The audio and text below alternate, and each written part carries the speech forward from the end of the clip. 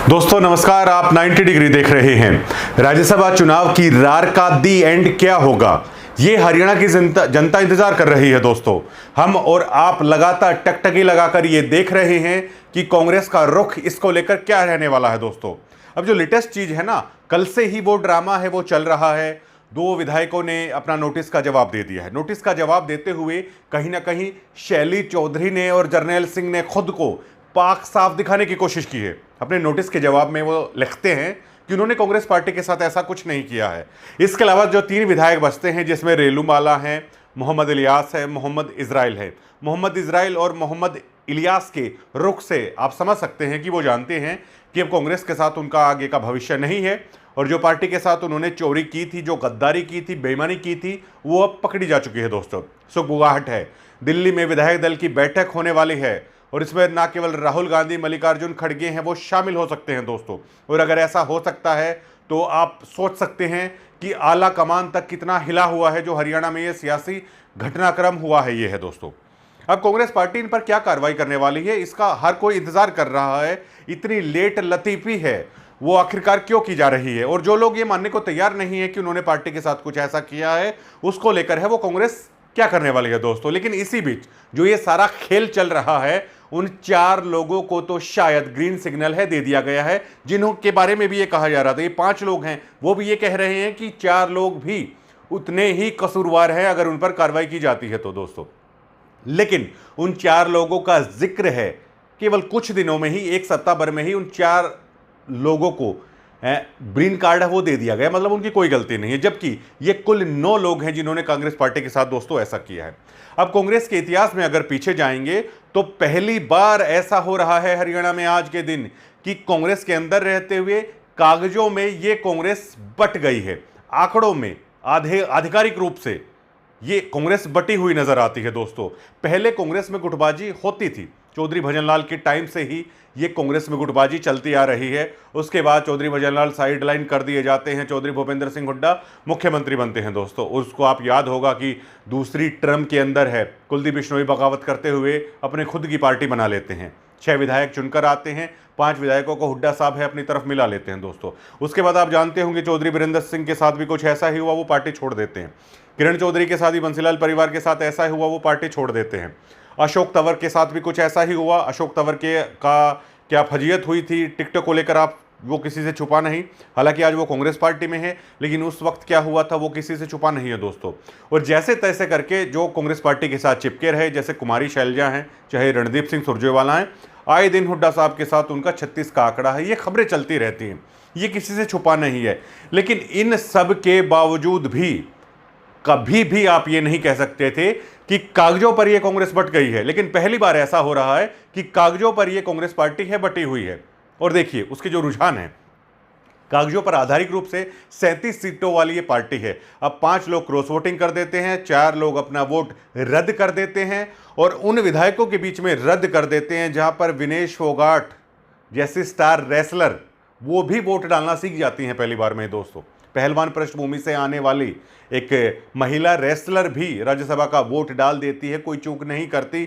लेकिन बाकी जो 4 लोग हैं वो कितने नौसिखी है या किस तरीके से उन्होंने खेल किया है, आप खुद ब खुद समझ सकते हैं। दोस्तों तो आधारिक रूप से 37 सीटों वाली पार्टी ये केवल 28 सीटों तक सिमट कर रह गई है और केवल राज्यसभा वाला चुनाव हुआ है, आम चुनाव नहीं हुआ है। और दूसरी तरफ 48 सीटों वाली बीजेपी, ये 9 लोग उन्हीं के कह सकते हैं आप जिन्होंने 5 क्रॉस वोट किए हैं, जिन्होंने 4 वोट रद्द किए हैं। अंदरूनी रूप से इन सभी को आप भाजपा का कह सकते हैं। दूसरी तरफ भाजपा 48 सीटें होते हुए भी दोस्तों वो 57 के आंकड़े को छू गई है। ये जो हेर फेर है इसको आपको समझना होगा कि किस तरीके से 2029 आने से पहले ही सत्ता जैसे तैसे करके बीजेपी को है बिना संघर्ष के है सौंपी जा रही है। दोस्तों इसे आप कांग्रेस का या कांग्रेस के कद्दावर नेताओं का हरियाणा के साफ नाम लेते हैं। दोस्तों हम क्यों ना इसे ये कहा जाए कि चौधरी भूपेंद्र सिंह हुड्डा, दीपेंद्र सिंह हुड्डा ने अनकंडीशनल सरेंडर है वो भाजपा के सामने 2029 के चुनाव से पहले ही है वो कर दिया है। दोस्तों और अभी तो आगे आगे लोग कह रहे हैं कि देखिएगा कांग्रेस का क्या हाल होने वाला है।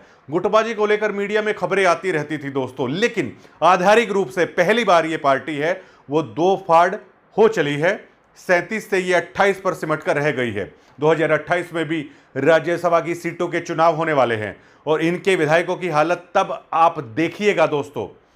साल 2 साल के बाद बेसब्री से उस चुनाव का अभी से लोग इंतजार कर रहे हैं और जो सियासी लोग हैं वो अभी से इस बात को दावे के साथ कह सकते हैं कि 29 से पहले शायद ये कांग्रेस पूरी तरीके से बिखर जाएगी। अब देखिएगा, क्या आप उसे मानते हैं कि वो पार्टी 46 सीटों तक या खुद के दम पर बहुमत या 50, 60, 65, 70 सीटें वो ला पाएगी इस बीजेपी के सामने, जिसका कैडर इतने ग्राउंड तक, इतने बूथ तक पूरी तरीके से तैयार खड़ा है। गोकुल सेहतिया जब अपनी ही पार्टी के खिलाफ धरने पर बैठ जाते हैं तो क्या आप उम्मीद कर सकते हैं ये पार्टी भाजपा को हराएगी? कुलदीप वत्स, एक अदने से विधायक जो दीपेंद्र हुड्डा और भूपेंद्र सिंह हुड्डा के रहमो करम पर 2 बार विधानसभा में पहुंचे हैं दोस्तों, उनके बिना अगर वो चुनाव लड़ते हैं तो शायद जमानत तक है वो ना बचाए, ये किसी से छुपा नहीं है। लेकिन देखिए वो किस तरीके से अपने ही पार्टी की, अपने नेताओं की पूरी तरीके से सड़क पर धज्जियां उड़ा देते हैं, फजीहत कर देते हैं, किस तरह के सियासी बयान जारी करते हैं। 5 मई के बाद देखेंगे कांग्रेस के साथ रहेंगे, नहीं रहेंगे। एक अदने से विधायक को मनाने के लिए चौधरी भूपेंद्र सिंह हुड्डा को आना पड़ता है और ये टीस बादली विधानसभा में हर कांग्रेस के अंदर कम से कम है दोस्तों। झज्जर जिले में जो भी डायरेक्ट, ये पूरा क्षेत्र ही डायरेक्ट हुड्डा साहब या दीपेंद्र हुड्डा से जुड़ा हुआ है। हर कोई इस बात से आहत है कि आखिरकार कुलदीप वत्स ने हुड्डा साहब को अपने घर पर आने के लिए मजबूर किया दोस्तों।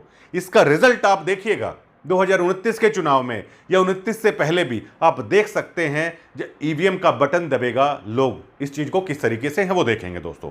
तो क्या कुलदीप वत्स जैसे अदने से एक विधायक को मनाने के लिए हुड्डा साहब को यहां पर आना पड़ता है? वो खुद अपनी पार्टी की फजीहत लगातार करते हैं दोस्तों। तो क्या आप मानते हैं ये पार्टी कभी सत्ता में आने वाली है? और ऐसी पार्टी के सामने जिसको लेकर मैक्सिमम एंटी इनकम्बेंसी आज भी है, इस चुनाव में थी, इससे ज्यादा बीजेपी का विरोध कोई वर्ग कर नहीं सकता, इससे ज्यादा बीजेपी का विरोध है वो कुछ हो नहीं सकता। लेकिन आप ये देखिए, जो पार्टी अपने मैक्सिमम एंटी इनकम्बेंसी के स्तर पर आ चुकी है, लेकिन फिर आप लोग कैसे कर रहे हैं? क्या उस पार्टी को इस तरीके से हराया जा सकता है? ये बहुत बड़ा सवाल है, वो खड़ा हो रहा है और इस सवाल का जवाब हरियाणा की जनता आज तक तलाश कर रही है और कांग्रेस के इस उछल कूद को लगातार देख रही है कि इस पार्टी में चाहे आप कुछ भी करिए, लेकिन फिर भी इसी तरह के नोटिस के खेल हैं वो लगातार खेल रही है ये पार्टी दोस्तों। आलाकमान लगातार नजर बनाए हुए है और हरियाणा की जनता भी पूछ रही है कि 5 लोगों का आखिरकार क्या किया जाएगा दोस्तों। और ये नेता आप देख सकते हैं, कभी मोहम्मद इलियास है, मुख्यमंत्री नायब सिंह सैनी से मिल रहे हैं, मनोहर लाल खट्टर से हैं, उनके साथ उनकी तस्वीरें आ रही हैं, मोहम्मद इजराइल जिस तरह के बयान दे रहे हैं आप देख सकते हैं। तो ऐसे में हरियाणा की जनता अब लगातार सोच रही है, या जो बीजेपी को पसंद नहीं करते या जिन्हें हक होता है प्रजातंत्र में सभी को, या वो सत्ता से आहत हो चुके हैं, वो सत्ता को बदलना चाहते हैं, अब उन लोगों के सामने असमंजस की स्थिति ये है कि क्या दोबारा से हुड्डा साहब पर दाव खेला जा सकता है? क्या दोबारा से कांग्रेस के अंदर वो आम आदमी उम्मीद देख सकता है कि ये लोग सत्ता से उनके लिए हैं, वो लोग टकराएंगे दोस्तों? बहुत शांत है हरियाणा और ये जितना शांत दिख रहा है दोस्तों, वो बहुत इत्मीनान से, बहुत आराम से इंतजार कर रहा है 2029 का। इनेलो इसी बीच खासा उभार लेती हुई नजर आ रही है और पहली बार हमें ऐसा लग रहा है कि भूपेंद्र सिंह हुड्डा जैसे इतने कद्दावर नेता भी पशुपेश में फंसे हुए हैं। दीपेंद्र हुड्डा जैसा यंग मास लीडर भी पशुपेश में फंसा हुआ है कि आखिरकार जो ये राजनीति भंवर के अंदर वो लोग फंसे हैं उससे कैसे निकला जाए। 90 डिग्री को दोस्तों कमेंट के माध्यम से आप बता सकते हैं कि क्या कांग्रेस पार्टी इन 5 विधायकों के साथ कुछ करेगी, और क्या आपको नहीं लगता है कि उन 4 लोगों को पाक साफ बता के शायद रहमदिली दिखा दी गई है? आप क्या सोचते हैं? कमेंट करके जरूर बताइएगा। धन्यवाद।